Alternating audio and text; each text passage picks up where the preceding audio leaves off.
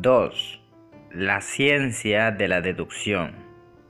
Nos vimos al día siguiente, según lo acordado, para inspeccionar las habitaciones del 221B de Baker Street, a que se había hecho alusión durante nuestro encuentro. Consistían en 2 confortables dormitorios y una única sala de estar alegre y ventilada, con 2 amplios ventanales por los que entraba la luz. Tan conveniente en todos los aspectos nos pareció el apartamento y tan moderado su precio, una vez dividido entre los dos, que el trato se cerró de inmediato y sin más dilaciones tomamos posesión de la vivienda. Esa misma tarde procedí a mudar mis pertenencias del hotel a la casa y a la otra mañana Sherlock Holmes hizo lo correspondiente con las suyas, presentándose con un equipaje compuesto de maletas y múltiples cajas. Durante 1 o 2 días nos entregamos a la tarea de desembalar las cosas y colocarlas lo mejor posible.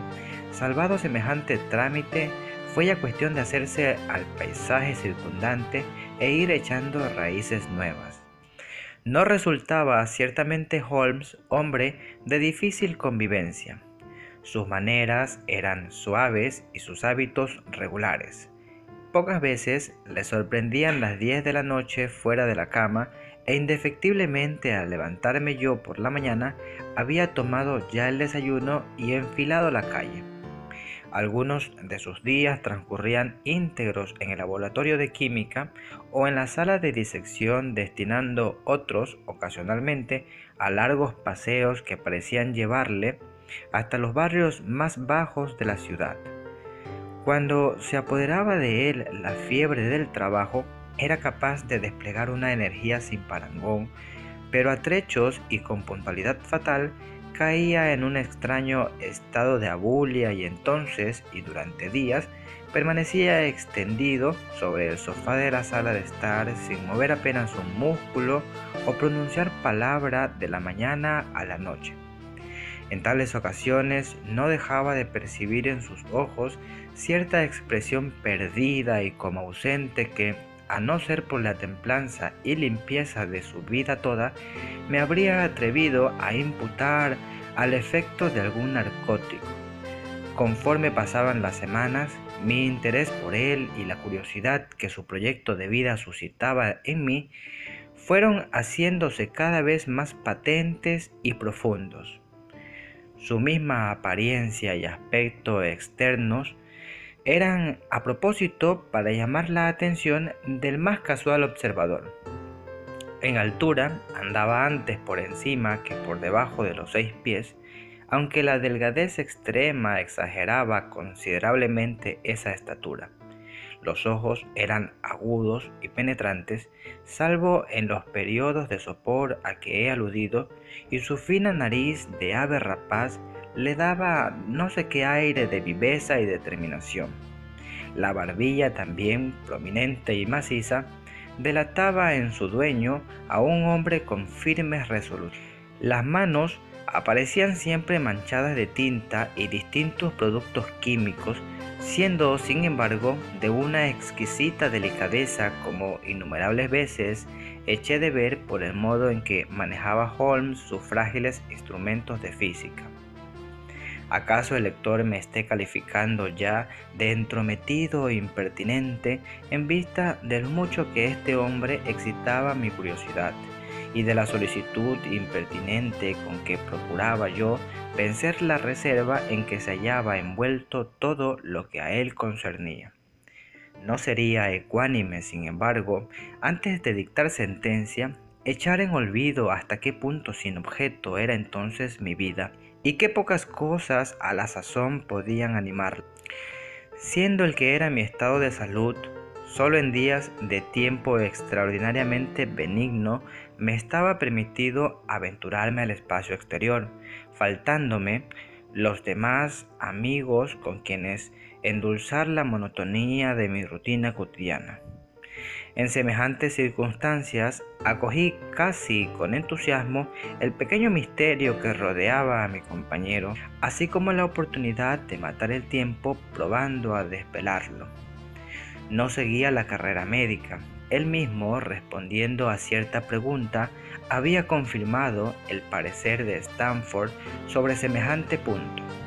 Tampoco parecía empeñado en suerte alguna de estudio que pudiera auparle hasta un título científico o abrirle otra cualquiera de las reconocidas puertas por donde se accede al mundo académico.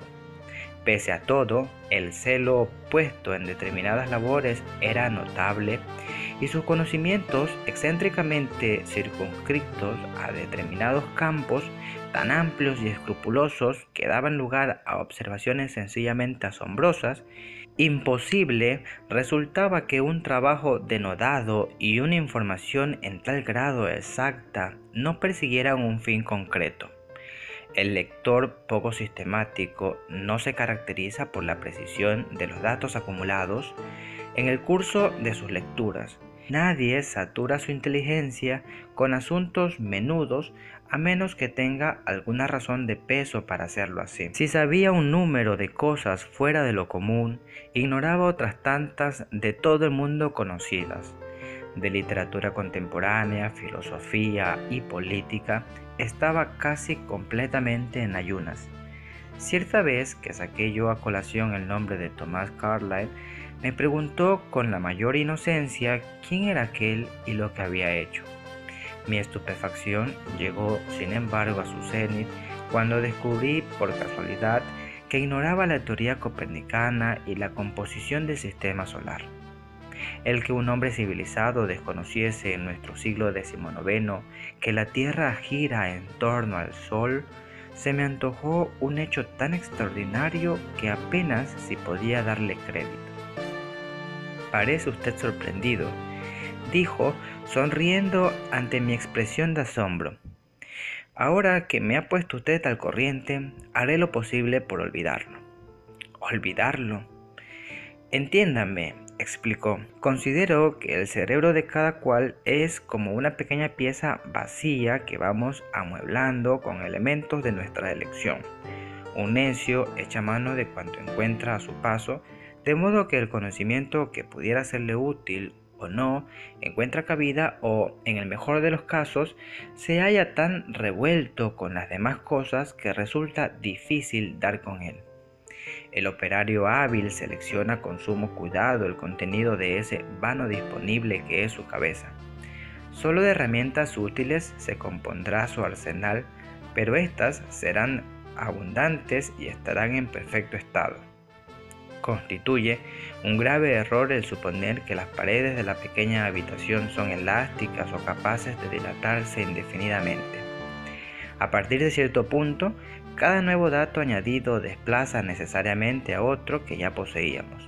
Resulta, por tanto, de inestimable importancia vigilar que los hechos inútiles no arrebaten espacio a los útiles. «Sí, pero el sistema solar», protesté.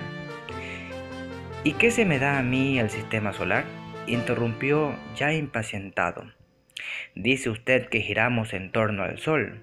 Que lo hiciéramos alrededor de la Luna no afectaría un ápice a cuanto soy o hago». Estuve entonces a punto de interrogarle sobre eso que él hacía, pero un no sé qué en su actitud me dio a entender que semejante pregunta no sería de su agrado. No dejé de reflexionar, sin embargo, acerca de nuestra conversación y las pistas que ella me insinuaba. Había mencionado su propósito de no entrometerse en conocimiento alguno que no atañera a su trabajo. Por tanto, todos los datos que atesoraba le reportaban por fuerza cierta utilidad. Enumeré mentalmente los distintos asuntos sobre los que había demostrado estar excepcionalmente bien informado. Incluso tomé un lápiz y los fui poniendo por escrito. No pude contener una sonrisa cuando vi el documento en toda su extensión. Decía así: Sherlock Holmes, sus límites. 1. Conocimientos de literatura, ninguno. 2. Conocimientos de filosofía, ninguno. 3. Conocimientos de astronomía, ninguno. 4. Conocimientos de política, escasos. 5. Conocimientos de botánica, desiguales. al día en lo atañadero a la belladona, el opio y los venenos en general, nulos en lo referente a la jardinería. 6. Conocimientos de geología, prácticos aunque restringidos. De una ojeada distingue un suelo geológico de otro. Después de un paseo me ha enseñado las manchas de barro de sus pantalones y ha sabido decirme por la consistencia y color de la tierra a qué parte de Londres correspondía cada una. 7. Conocimientos de química profundos. 8. Conocimientos de anatomía exactos pero poco sistemáticos. 9. Conocimientos de literatura sensacionalista inmensos. Parece conocer todos los detalles de cada hecho macabro acaecido en nuestro siglo. 10.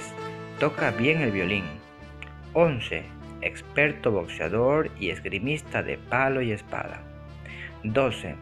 Familiarizado con los aspectos prácticos de la ley inglesa. Al llegar a este punto, desesperado, arrojé la lista al fuego. Si para adivinar lo que este tipo se propone, me dije, he de buscar qué profesión corresponde al común denominador de sus talentos, puedo ya darme por vencido. Observo haber aludido poco más arriba a su aptitud para el violín. Era esta notable, aunque no menos peregrina que todas las restantes. Que podía ejecutar piezas musicales y de las difíciles lo sabía de sobra, ya que a petición mía había reproducido las notas de algunos Lieder de Mendelssohn y otras composiciones de mi elección. Cuando se dejaba llevar de su gusto, rara vez arrancaba sin embargo a su instrumento música o aires reconocibles. Recostada en su butaca, durante toda una tarde, cerraba los ojos y con ademán descuidado arañaba las cuerdas del violín, colocado de través sobre una de sus rodillas. Unas veces eran las notas vibrantes y melancólicas, otras de aire fantástico y alegre. Sin duda, tales acordes reflejaban al exterior los ocultos pensamientos del músico, bien dándoles su definitiva forma, bien acompañándolos no más que como una caprichosa melodía del espíritu. Sabe Dios que no hubiera sufrido pasivamente esos exasperantes solos a no tener Holmes la costumbre de rematarlos con una rápida sucesión de mis piezas favoritas, ejecutadas con descargo de lo que antes de ella había debido oír. Llevábamos juntos alrededor de una semana sin que nadie apareciese por nuestro habitáculo, cuando empecé a sospechar en mi compañero una orfandad de amistades pareja a la mía. Pero, según pude descubrir a continuación, no solo era ello falso, sino que además los contactos de Holmes se distribuían entre las más dispersas cajas de la sociedad. Existía, por ejemplo, un hombrecillo de ratonil aspecto, pálido y ojimoreno, que me fue presentado como el señor Lestrade y que vino a casa en no menos de 3 o 4 ocasiones a lo largo de una semana. Otra mañana, una joven elegantemente vestida fue nuestro huésped durante más de media hora.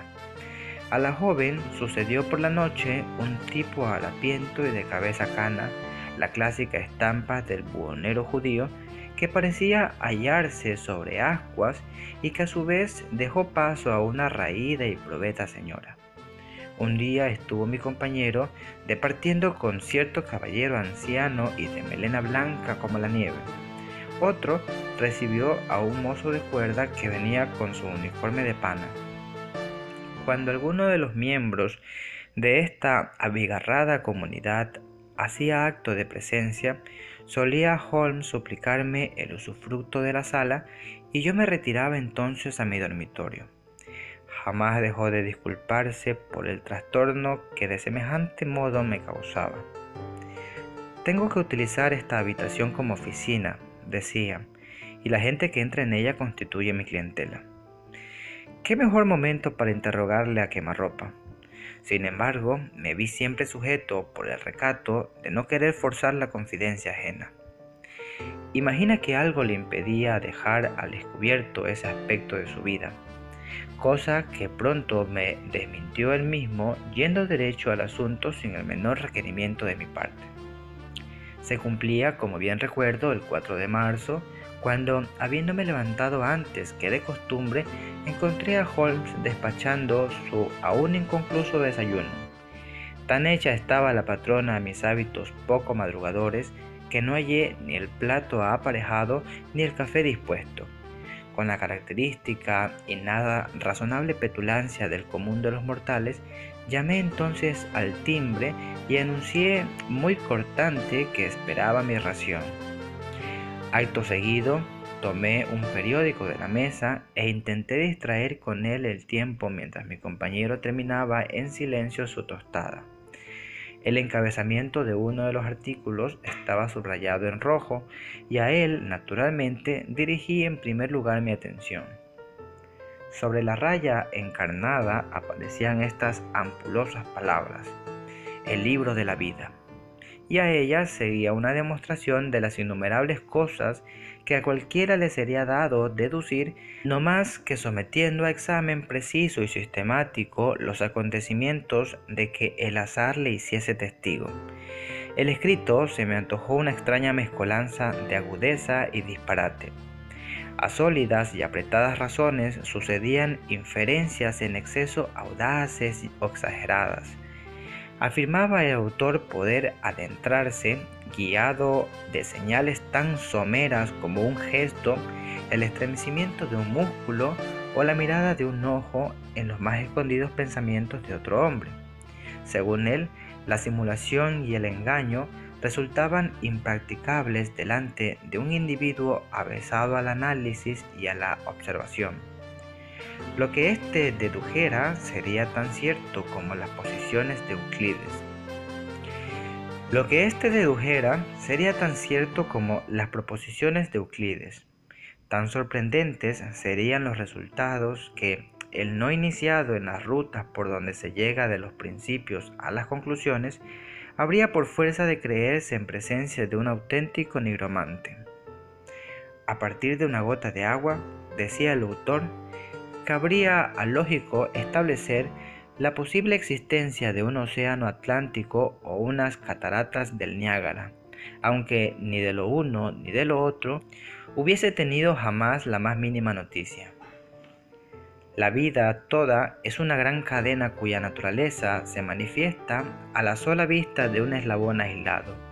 A semejanza de otros oficios, la ciencia de la deducción y el análisis exige en su ejecutante un estudio prolongado y paciente, no habiendo vida humana tan larga que en el curso de ella quepa a nadie alcanzar la perfección máxima de que el arte deductivo es susceptible. Antes de poner sobre el tapete los aspectos morales y psicológicos de más bulto que esta materia suscita, descenderé a resolver algunos problemas elementales. Por ejemplo, cómo apenas divisada una persona cualquiera resulta acceder o inferir su historia completa, así como su oficio o profesión.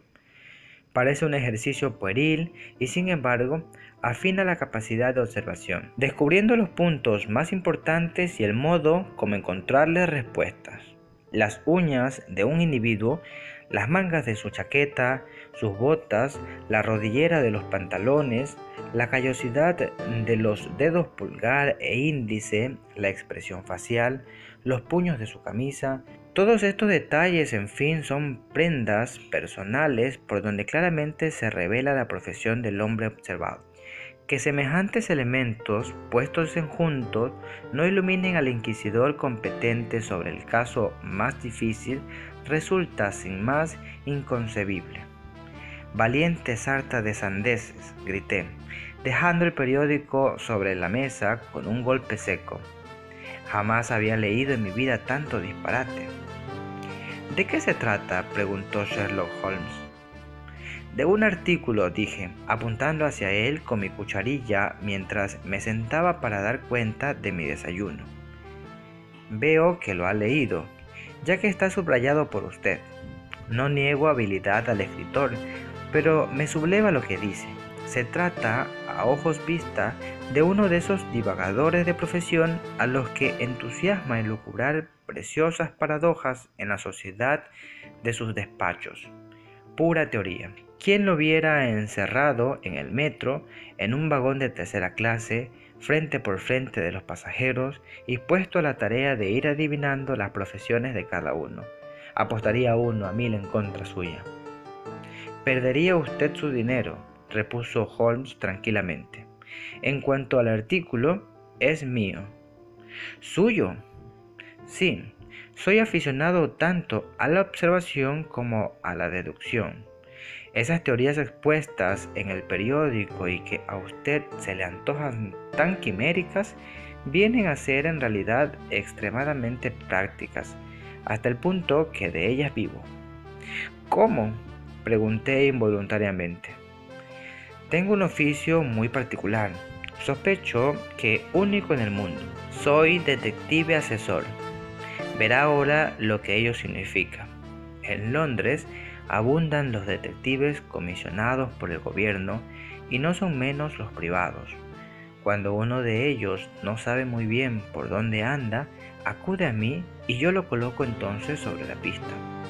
Suelen presentarme toda la evidencia de que disponen, a partir de la cual y con ayuda de mi conocimiento de la historia criminal, me las arreglo decentemente para enseñarles el camino. Existe un fuerte aire de familia entre los distintos hechos delictivos, y si se dominan a la menuda los 1000 primeros, no resulta difícil descifrar el que completa el número 1001.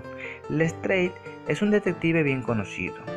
No hace mucho se enredó en un caso de falsificación y, hallándose un tanto desorientado, vino aquí a pedir consejo. ¿Y los demás visitantes?